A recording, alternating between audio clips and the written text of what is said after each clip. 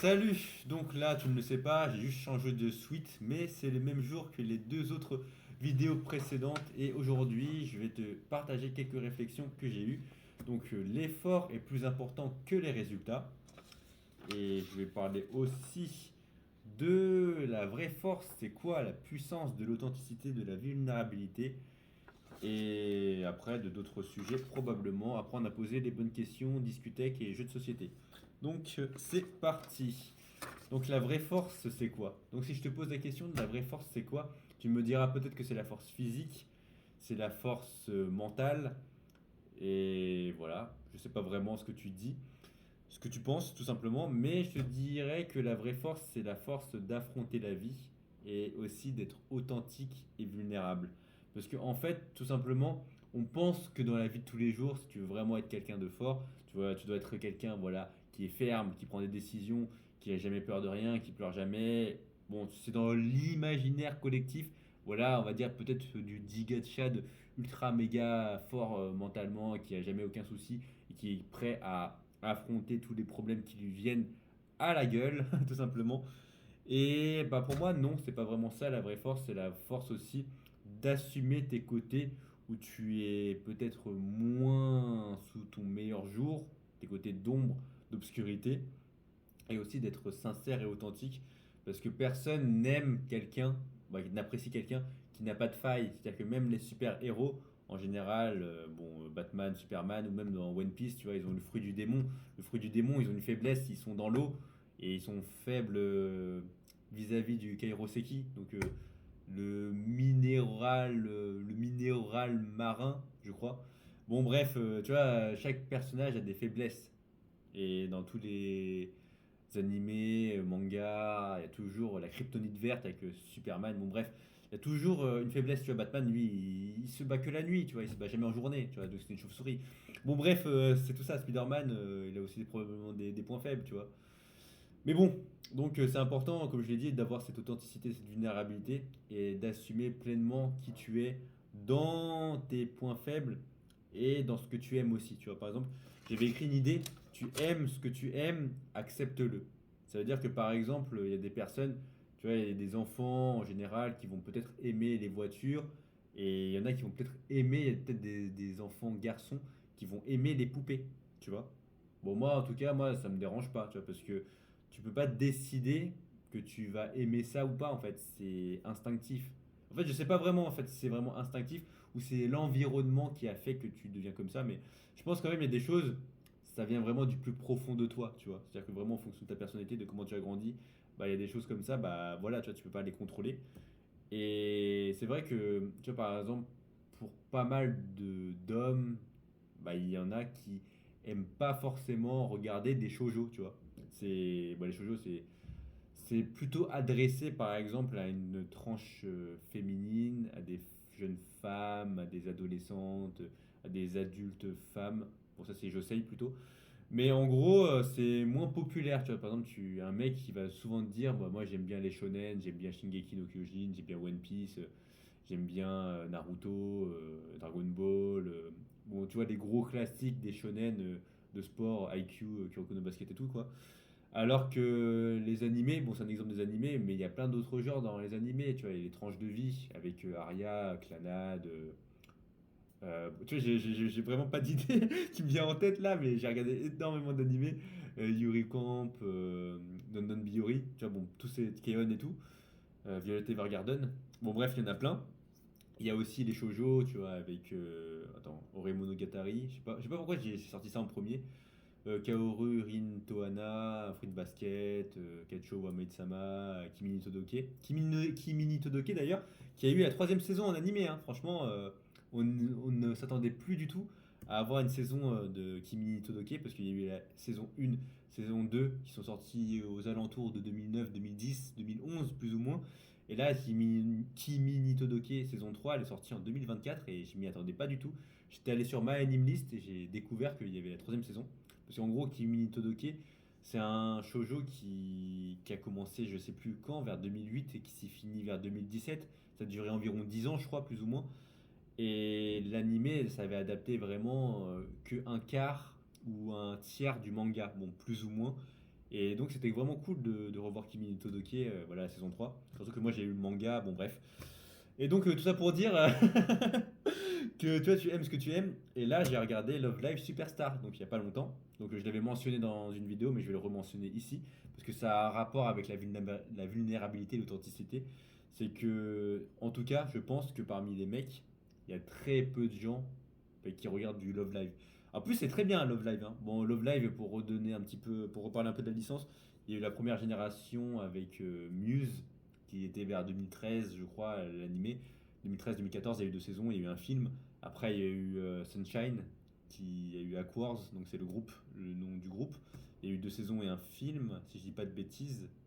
Et après, il y a eu Diji Kasaki, où là, c'était plus un groupe, mais c'était des idoles solo.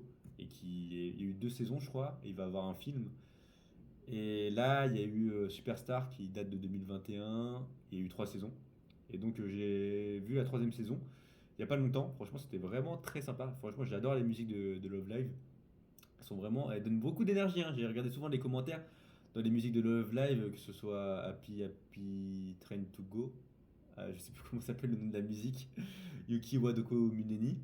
Snow Elation, j'ai plus réécouté, mais c'est pas grave. Sinon, comme je l'avais dit, c'était pas Biaz One, hein. Biaz One, c'est l'ending 6 de Fairy Tail. Voilà, quand Grey est sous la neige. Voilà, pour ceux qui connaissent. Et ouais, donc c'était Let's Be One, hein, le nom de l'opening. Après, ouais, bon, bref, je vais pas reparler de toutes les musiques, hein, mais il y en a une petite dizaine de musiques que j'aime bien dans Love Live Superstars, Tiny Stars et tout. Et donc, tu vois, c'est un peu. Il y a un personnage dans l'animé qui s'appelle. Je crois que la traduction avec les sous-titres c'est Keke, mais c'est coucou en japonais.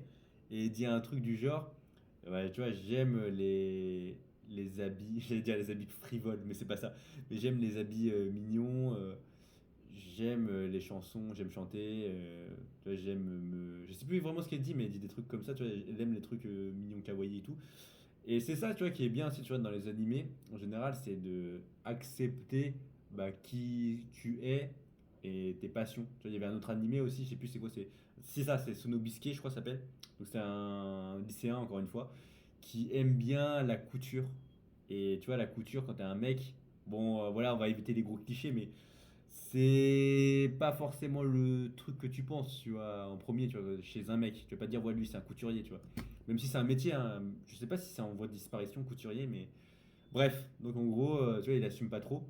Et c'est ça, en fait, la puissance de l'authenticité, la vulnérabilité. En fait, si tu assumes qui tu es au plus profond de toi, bah, les gens ne peuvent plus te critiquer. En fait, ils peuvent te critiquer, mais ça ne te fera plus mal parce que tu acceptes qui tu es. Tu vois, bon, c'est vachement beau ce que je dis. Mais en gros, c'est ça, tu vois, en gros, dans le podcast Light avec Dali Dutilleul, il avait mentionné Eminem. Donc Eminem, célèbre rappeur que je ne présente pas parce que je ne le connais pas. Mais en gros, il y avait un film qui s'appelle 8 Miles que je n'ai absolument pas vu. Mais apparemment, tu vois, dans le film, il fait un rap et il raconte sa vie et il raconte vraiment tout ce qui s'est passé de tragique dans sa vie. Il s'entend pas avec sa femme, il s'entend pas avec sa mère. Peut-être que sa mère elle est malade, sa copine l'a quitté. Peut-être qu'il est SDF. Bon, je sais pas, j'ai pas vu le film, mais tu vois, il raconte vraiment toutes ces galères. Et finalement, après, l'autre personne, en fait, les gens ne peuvent plus l'attaquer parce qu'il a déjà tout vidé, il a déjà vidé tout son sac. Et donc, quand tu es vraiment vulnérable et authentique, voilà, avec toute la sincérité que tu peux donner au monde, bah, les gens ils peuvent plus t'attaquer, tu vois. Ça veut dire que une fois que tu as les informations sur la personne, tu peux lui dire bah, qu'est-ce que tu vas faire, qu'est-ce que tu vas faire, tu vois. Là, moi j'ai donné plein d'informations, tu vois, avec la vidéo qui a percé. Les gens ils ont pas mal d'informations sur moi, tu vas faire quoi, tu vois, maintenant. Et donc c'est ça, tu vois, j'ai compris que bah, les gens peuvent m'attaquer. Si moi j'ai accepté les choses, ça va. Donc comme j'ai dit, tu vois, il y a plein de trucs qui sont pas trop virils, qui sont pas, c'est pas des thèmes que je vais aborder avec les gens. Mais voilà, tu vois, comme j'ai dit, faut oser être qui l'on est. Mais j'ai toujours du mal, hein, encore une fois, hein. Ça m'a rappelé une vidéo de Manga Workout qui disait, je crois que c'était la vidéo elle date de 2017, 2018 ou 2019, je sais plus. Il avait dit qu'il n'assumait pas de dire aux gens qu'il écoutait de la musique japonaise, tu vois.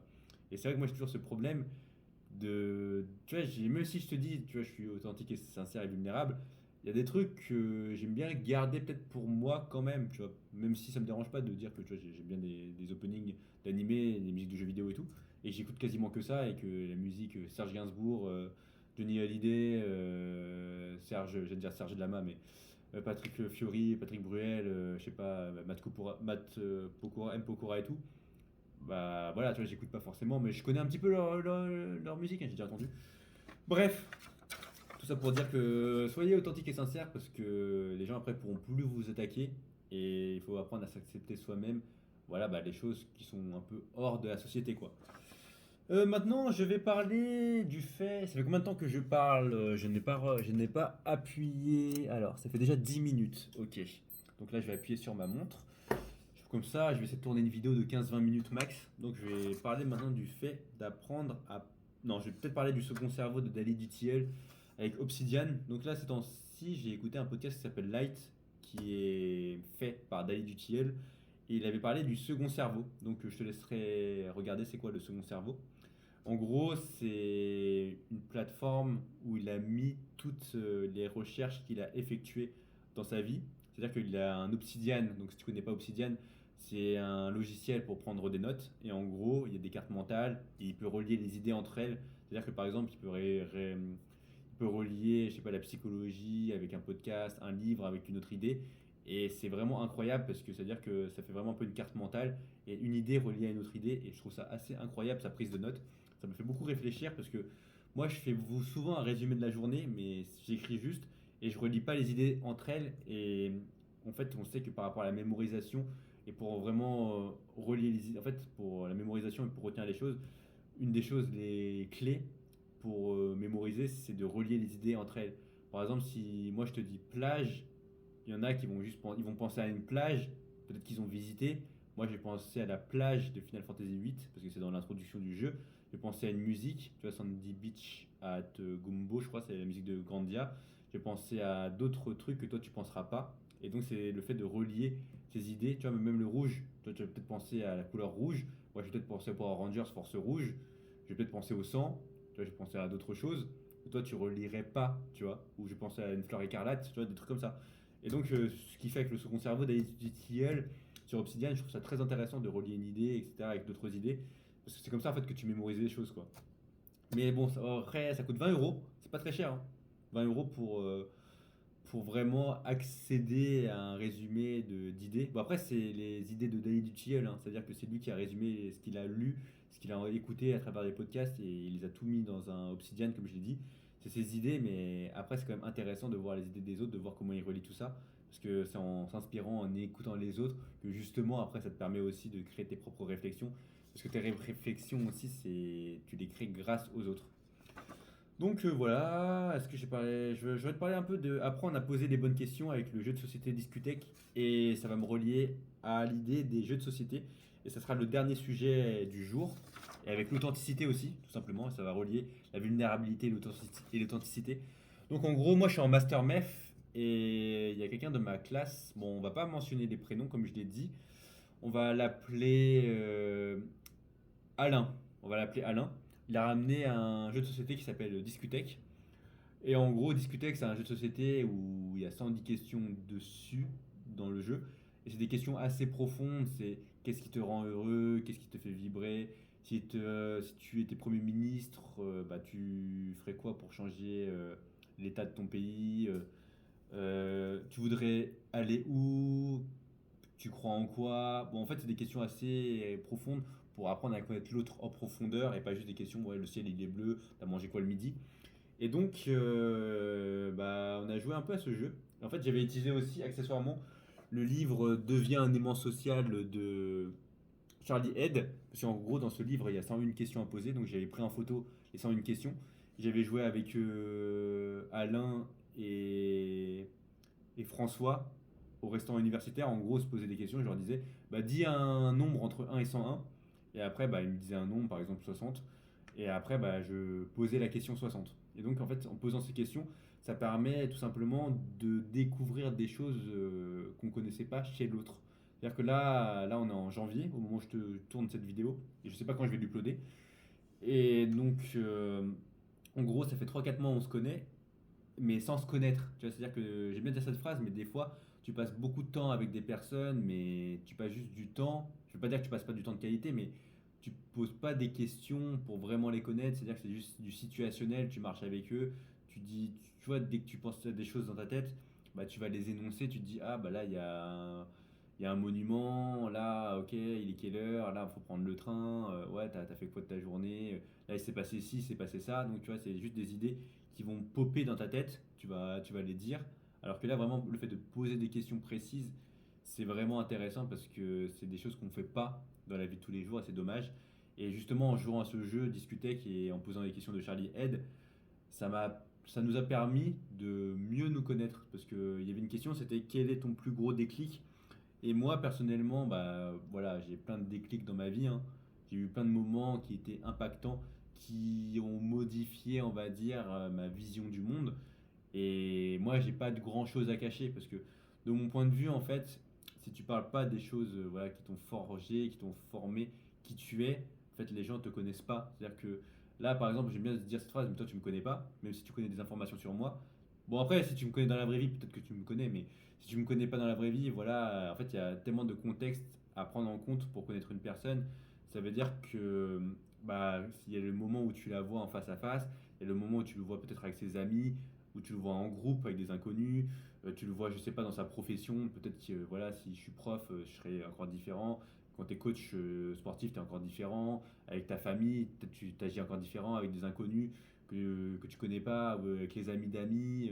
Bref, tu vois, ou quand tu voyages, quand tu es dans la voiture avec quelqu'un, quand tu manges avec quelqu'un, quand tu es au restaurant, quand tu es chez lui, quand tu es... Bref, quand tu vois cette personne dans toutes les situations, on va dire, c'est là que vraiment tu peux avoir une idée globale de la personne. Mais c'est vrai que c'est pour atteindre ce stade-là, c'est assez long en général, tu vois, c'est parce qu'après on évolue aussi beaucoup au fur et à mesure de la vie. C'est-à-dire que là, je vais avoir 29 ans, bah, je pensais pas du tout la même chose à 24 ans. C'est-à-dire que là, c'est sûr et certain, si je me revois le mois de 24 ans, à 24 ans, pardon, ils pensaient pas pareil parce que j'avais pas écouté autant de podcasts, peut-être que j'avais rencontré moins de personnes, peut-être que je faisais pas des vidéos, peut-être que j'avais pas écrit autant de choses, etc. J'avais pas lu des ouvrages parce que là je commence à relire plus aussi. Bref, c'est tout ça qui permet vraiment de créer qui tu es. Et donc tu vois, c'est les jeux de société, le fait de poser des questions, de prendre le temps, tu vois, de quel est ton plus gros déclic. Moi j'avais dit en gros j'ai perdu mon père. Bon après, moi j'ai perdu d'autres personnes aussi, mais j'ai dit j'ai perdu mon père, c'était un pas forcément mon plus gros déclic, mais c'était un gros déclic quand même. Tu vois, vu que j'avais 6 ans, et à 6 ans, voilà, psychologie de l'enfant, etc. Il y a plein de choses qui se construisent à cet âge-là. Et après, juste, tu vois, en disant ça, racontant un petit peu mon histoire sans la détailler plus que ça, tu vois, j'ai juste dit, j'ai perdu mon père, j'ai dit, oui, bon, bref, j'ai dit des petits trucs par-ci par-là. Après, bah, Alain m'a aussi confié, tout simplement, bah, qu'il avait aussi perdu son père. Et après, bah, comment il s'appelle l'autre personne, je ne sais plus comment je l'avais appelé, il y avait Alain et François. Bah, lui aussi, après, il avait d'autres réflexions. Il m'a dit, ouais, mais est-ce que tu connais pas d'autres personnes qui ont aussi perdu leurs parents? Après, j'ai réfléchi, je me suis dit que j'en connaissais quelques-uns, mais pas énormément, parce que quand tu as la vingtaine, en général, tu as toujours tes deux parents. En général, hein, après, évidemment, il y a des cas où t'as pas tes parents, ou tu as un parent, ou je sais pas, où ils sont divorcés, je ne sais rien, ou portés disparus. Et donc, c'est vrai que ça permet de réfléchir à d'autres questions et d'apprendre à connaître les gens différemment. Parce que, tout simplement, encore une fois, quand tu passes du temps avec les gens, tu vas pas forcément poser des questions deep, des questions profondes. Et ces questions-là, bah voilà, après, on a joué un peu avec des gens de ma classe, de ma promo. Et c'est vrai que tu vois aussi beaucoup le caractère des gens en fonction des questions. C'est-à-dire que, en fonction des réponses, tu vois comment la personne se comporte, comment elle réfléchit, comment elle argumente, comment elle contre-argumente. Et c'est vraiment un jeu, le Discutech, et même les jeux de société en général, quelque chose de très intéressant pour voir la coopération, pour voir en fait comment tu communiques avec l'autre. Et c'est des choses qui se perdent parce que c'est vraiment voilà, un moment ensemble où on s'amuse, on rigole, on apprend à connaître l'autre. Bon, le Discutech, accessoirement, c'est plus de la discussion un peu profonde, on va dire, mais après, il y a des jeux de société qui sont très bien, où tu passes juste un petit moment, tu rigoles, voilà, et il y a un peu de réflexion, et il y a de la coopération, comme j'ai dit, des équipes, un peu des chamailleries. C'est très sympathique aussi, tu vois. Et je pense que c'est ça à remettre ces jeux de société, ces discussions un petit peu où on enlève aussi le portable, accessoirement. Parce que après, c'est vrai que je pense que la génération de maintenant, bah, voilà, ils sont tellement habitués par la génération de maintenant, mais pas tous, encore une fois, voilà, à chaque fois, ça m'énerve de toujours repréciser, mais évidemment, tu vois, c'est toujours du cas par cas, mais je parle de la globalité des gens, mais ils sont toujours cloîtrés sur leur portable, alors que c'est dommage. il faut essayer de contrer ça et voilà, les jeux de société peuvent être une solution. Donc, comme j'ai dit, c'est pour renforcer le lien et recréer une cohésion et voilà, pour apprendre à connaître l'autre et avoir ces moments un peu plus tranquilles où justement t'es pas forcément sollicité parce que quand tu fais des jeux de société où tu dois attendre ton tour par exemple, bah faut attendre. Et c'est vrai que, bon après peut-être tu vas utiliser ton portable, mais tu peux juste attendre aussi, tu vois. T'apprends à refaire des choses basiques de la vie que tu ne fais plus si tu squattes ton portable H24. Donc c'était ça mes réflexions du jour. J'ai déjà parlé pendant une bonne vingtaine de minutes, donc je vais m'arrêter ici. Donc pour récapituler un petit peu, j'avais parlé de la vraie force, la puissance de l'authenticité, de la vulnérabilité. J'avais parlé de tu aimes ce que tu aimes et il faut l'accepter. J'avais parlé de Love Live Superstars. Voilà aussi par rapport à Love Live Superstars, j'ai oublié de dire un truc, j'ai revu les 3 saisons. Donc quand je dis une saison, en fait, pour les animés, une saison c'est 12 épisodes, ça dure 20 minutes un épisode. Donc une saison c'est 12-13 épisodes, donc tu fais 3 épisodes, ça fait 1 heure, ça fait 3 fois 4, ça fait 12, ça dure 4 heures. Tu vois, finalement une saison ça dure 4 heures. Et 2 saisons, ça dure 8 heures. Et la troisième saison, je l'ai aussi revu. Après, quand je dis j'ai revu, j'ai pas revu ça en une journée, hein. Je sais qu'il y a des gens, par exemple, quand ils disent revoir voilà, un animé de 26 épisodes, 52 épisodes, bah, ils font ça en un jour. Moi, j'ai mis presque 2 semaines, je crois, pour revoir. J'ai presque mis 2 semaines pour revoir 3 saisons. Donc, comme j'ai dit, ça fait environ 12 heures. Ce qui fait que j'ai regardé environ 1 heure par jour, peut-être un petit peu moins. Voilà, bon, plus ou moins. Donc ça va, tu vois, parce que quand je mange en général, je regarde une vidéo, je regarde soit une vidéo YouTube, c'est un animé, donc quand je mange, je regardais l'animé et voilà quoi. Donc ça m'a fait plaisir de revoir aussi Love Live Superstar parce que j'aimerais peut-être faire un débrief dessus un peu plus long. Parce que ça t'apporte quand même beaucoup de réflexion, tu vois, avec le fait de se surpasser, tu vois, d'avoir des barrières mentales. En fait, c'est un peu comme dans tous les shonen, finalement, où les protagonistes, des fois, à un moment, ils bug, ils sont un peu exclus, et qu'ils doivent essayer de trouver la force eux-mêmes, faire des progrès en travaillant tous les jours, en étant réguliers. Parce que tu vois, quand ils dansent dans Love Live Superstar, il y a beaucoup de courses à pied, beaucoup de chorégraphie, beaucoup d'entraînement, beaucoup de cohésion, beaucoup de discussions entre les membres pour s'organiser, pour l'écriture des musiques, et aussi créer un vrai lien en dehors. Ça, c'est ça qui était très intéressant aussi, c'est le lien que ces filles ont créé entre elles et que tu sens vraiment qu'elles sont proches. C'est-à-dire que voilà, elles ont fait de l'activité ensemble, elles passent beaucoup de temps ensemble, même en dehors, elles sont amies et tout. Et ça, c'est un peu comment dire, les situations un peu rêvées, c'est-à-dire que tu t'idéalises, on va dire, bah, tu vois, la vie, tu vois, peut-être dans les séries, dans les films, dans les animés, alors que dans la vraie vie, toi, t'as pas ça. Même si je pense que ça existe, tu vois, des relations vraiment un peu fusionnelles avec des personnes où tu es proche, tu passes beaucoup de temps avec eux. Mais c'est pas tout le monde qui a ça. En tout cas, bon, moi, je n'ai pas particulièrement. Ça me dérange pas, tu vois, je suis quand même assez solitaire. Je peux parler à des gens de temps en temps et ça me va pour l'instant.